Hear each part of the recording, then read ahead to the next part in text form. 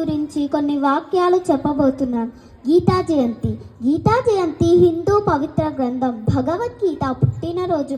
ఇది భారతదేశ ప్రపంచవ్యాప్తంగా హిందూ పంచాంగం ప్రకారంగా మార్గశిర శుద్ధ ఏకాదశి రోజు జరుపుకుంటాం.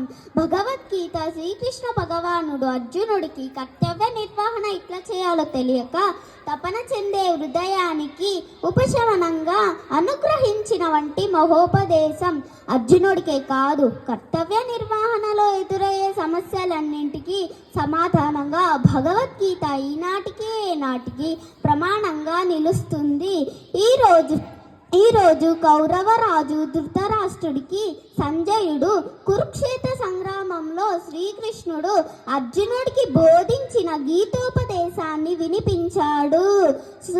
ఈరోజు సుమారు 6000 సంవత్సరాల పూర్వ ఉపదేశించబడింది.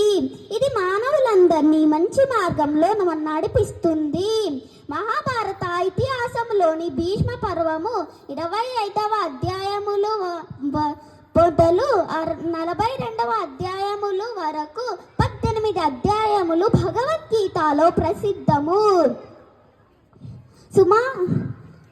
700 శ్లోకాలు, వేదాంగాలు ఉన్నాయి.